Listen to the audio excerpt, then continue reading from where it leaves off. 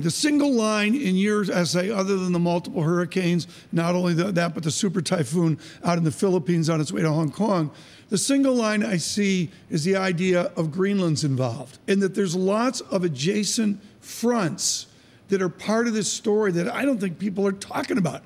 How does Greenland or a warm front in Ohio affect 25 inches of rain in North Carolina? Tom, you're hitting this perfectly. The fact of the matter is that we can't look at this hurricane just by itself. There are all these weather systems, fronts, areas of high pressure, low pressure around it that we have to pay attention to. And so what's happened with Florence now is that we have basically two areas of high pressure that are acting to keep Florence in its place, have it slow down, have it spread out, and have it weaken just a little bit. Now, to a Category 2, what does that mean? It's still going to mean 25, 30 inches of rain in spots. And this also means that the wind field, is going to spread out quite a bit. Well, the wind field is going to spread out. There's going to be commercial damage.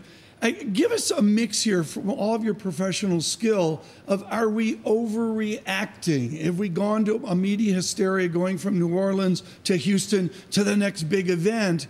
Or is this honestly, within your perspective, a real deal? This is a very dangerous storm. Honestly, you can never be too careful with a storm of this magnitude. There's a lot of damage and a lot of life, a lot of variability coming up here in the next 24 hours. Yes, in fact. So what happens with these giant storms is we have the eye of the storm, and that can break down and then regenerate again, and that kind of determines the storm's trajectory in terms of how much it weakens or gets stronger.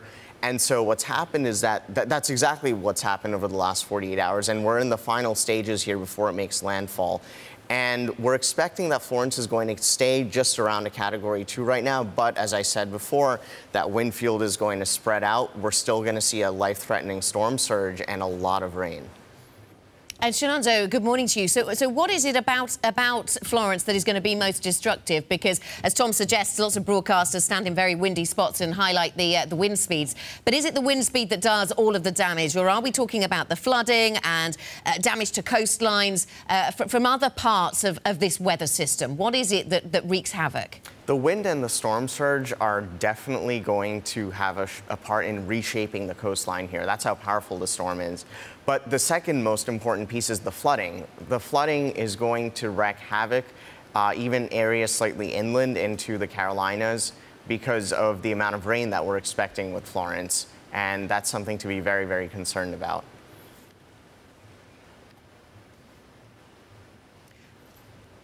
And Shunondo, in terms of the commodities that you cover, this started out being well, we talked very much about it being a soft commodities story. This is a part of the country very important, I understand, for tobacco and other crops, but also and cotton, but also turkey and chicken and other industries such as that.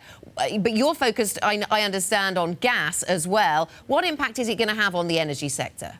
So one of the areas that we've been focusing on at Bloomberg NEF are nuclear power plants. And so the Southeast U.S. contains a quarter of the U.S. nuclear fleet by way of power generation. So what does this mean? It means that these plants will have to shut down as soon as they experience hurricane force winds. That's under regulation or under a mandate from the NRC.